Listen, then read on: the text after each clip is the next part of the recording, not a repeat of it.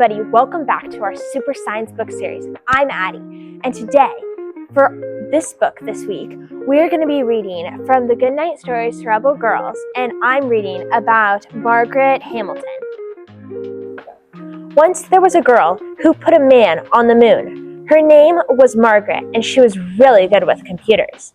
When she was 24 years old, she joined NASA, an U.S. agency that explored outer space. She took the job to support her husband and her daughter, little realizing that she would soon lead a scientific revolution that would change the world.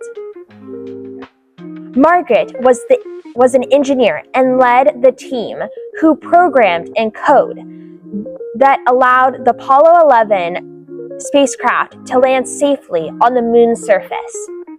Margaret would bring her daughter, Lauren, to work on the weekends and evenings. While 14-year-old Lauren slept, her mother programmed away, creating sequence codes and adding to the Apollo's command module computer. On July 20th, 1969, just minutes before Apollo 11 touched down on lunar surface, the computer started splitting out error messages. The entire mission was in danger.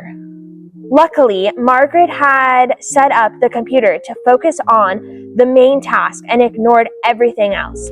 So instead of aborting the mission, Apollo 11 landed safely on the moon. The Apollo landing was hailed by the world as a small step for man, one giant leap for mankind.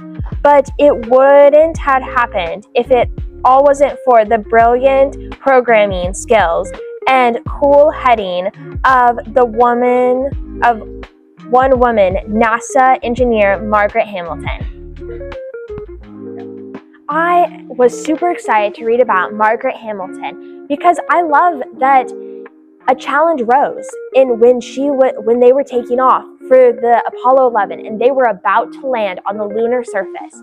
And then all these error messages started popping up on the screen, and she had the mindset to stay focused and typed in some code and was able to fix it and make it. She was the person who made it so that those astronauts could land safely on the moon. And that was one step for man, one leap for mankind. But I think it was really woman. You should go outside. You should go out in nature and ask your questions. Don't be afraid to ask questions. You need to keep asking questions and learning new things. And after you learn a new thing, keep on going with it. And then learn another thing.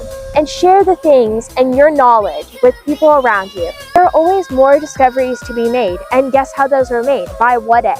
People asking, what if? Random people, and just like ordinary people like you and me, not even scientists. And then later they come up with their question to the professionals and they say, what if this happened?